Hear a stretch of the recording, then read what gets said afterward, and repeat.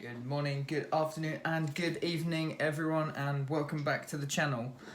I've got a few things to talk about this week. Obviously, we've had The Boys drop on Amazon Prime, so I'll be talking a little bit about that.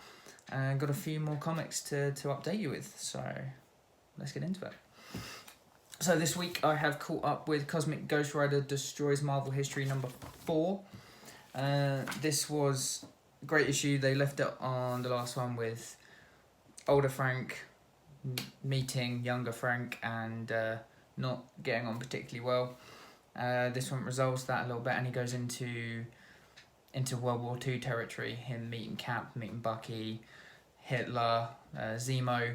There's a lot of really good stuff in here, and again, it's playing about with Marvel continuity. It's having fun like you're meant to do with the Cosmic Ghost Rider. And even the end, it's now starting to I think it's hit its pace. It drops the very end. You've got Uatu saying, something big's going to happen. So I'm looking forward to seeing how they develop this a bit more. I'm not entirely sure how long the series is going to last. It probably is a mini-series. I can't imagine them doing it for that long. Anything destroys Marvel continuity, destroys the Marvel Universe, takes down the Marvel Universe. They're not that long. I think the longest one that I know of is Deadpool, because it went on for three books worth.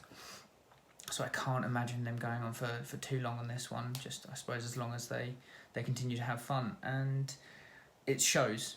It really does show. I'm having fun with this. The character is a lot of fun. It's really amusing to see him in Marvel continuity. So yeah, I'm in. I'm all in with this. Next, I tried to catch up on something I've been wanting to read for a while now. This is Deathbed, written by Joshua Williamson. And at the time when this came out, he was, I believe, starting to write Flash for DC Rebirth. I was reading Flash at the time as well. I thought it was pretty good. This is just seems to be on a whole other level, really. Not massively fan. I'm not a massive fan of the art. It's strange in the fact that it's noir-esque and it's German expressionist, but also really colourful. So it doesn't quite match for me. But the story itself, I'm going to just hold that up because anyone that doesn't know it, Deathbed, the story itself is fantastic. I'm 3 issues in at the moment. It's only 6 issues, so it shouldn't be too much for me to finish this week. And yeah, I mean, the artwork's not for me, but it's the story that just keeps me into this. It's so compelling, and the main character is just genius. So you have a reporter.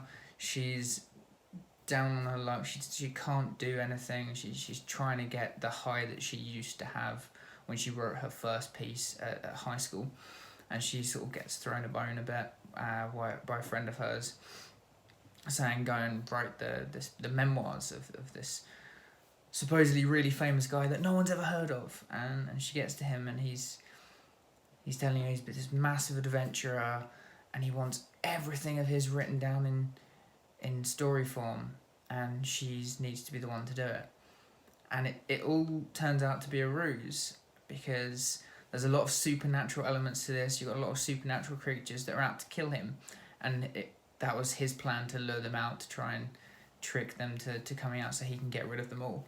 It's like I said, it's completely crazy like that, very supernatural-esque, but the characters are just it's so well written, and it's the story that just keeps driving along, that it's really good, and I'm thoroughly enjoying it. Like I said, it's 6-issue miniseries by Joshua Williamson, and I am absolutely loving it at the moment. 3 issues in, only 3 to go, which is a bit of a shame, but again, I'll keep you up to date on that. So, last but by no means least, book 3 of The Boys. I finished book 3. It goes more into detail with the Seven and the dodgy things that they get up to. Talks more about Voight and the business politics, as well as their actual politics, I guess, if you can call them that, because they want to get involved in the military. And you start doubting Butcher and the boys themselves and their motives.